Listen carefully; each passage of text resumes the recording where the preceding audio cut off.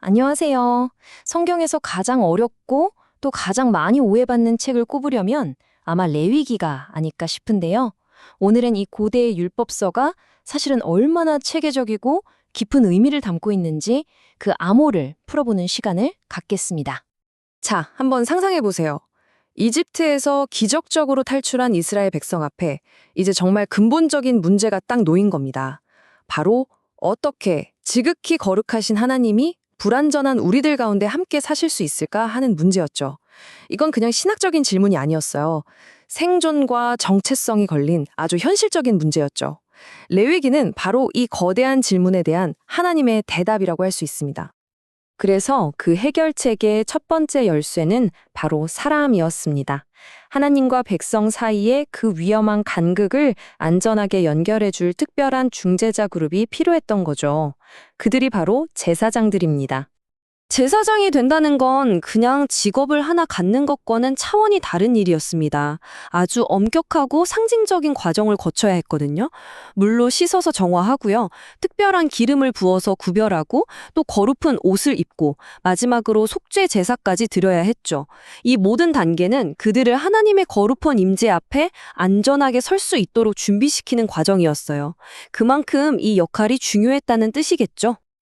그런데 이 시스템이 얼마나 진지하고 엄격했는지를 보여주는 정말 충격적인 사건이 하나 터집니다. 대제사장 아론의 두 아들 나답과 아비후가 하나님이 정해주신 규칙을 어기고 명령하시지 않은 다른 불을 들였다가 그 자리에서 목숨을 잃게 돼요.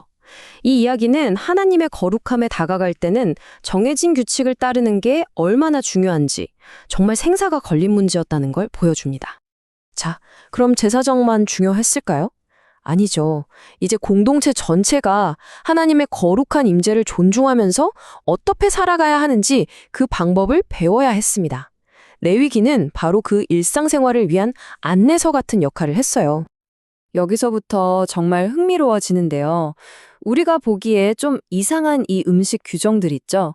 사실 여기엔 아주 체계적인 세계관이 담겨 있습니다. 예를 들어 땅의 동물은 굽이 갈라지고 되새김질도 해야 정결하고 물고기는 지느러미랑 비늘이 다 있어야 했어요. 이게 단순히 위생 문제가 아니고요. 당시 사람들이 이해했던 세상의 질서에 딱 들어맞는 동물과 그 경계에 있거나 혼합된 동물을 구분하는 상징적인 체계였던 겁니다. 창조 세계의 질서를 존중하는 방식이었던 거죠. 음식 말고도요.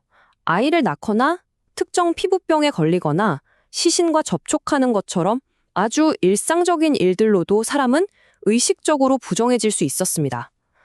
여기서 가장 중요한 포인트는 이게 도덕적으로 나쁜 죄를 지었다는 뜻이 절대 아니라는 거예요.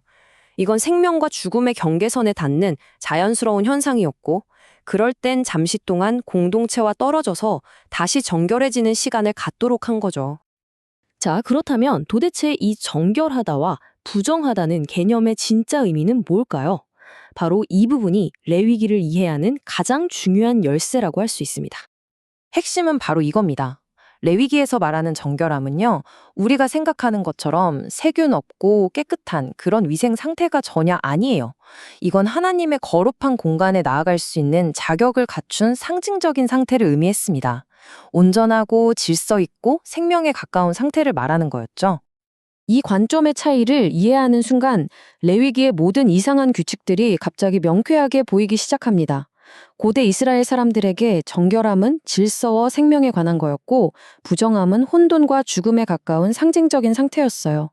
반면에 우리는 깨끗하다 하면 위생이나 도덕과 바로 연결짓잖아요.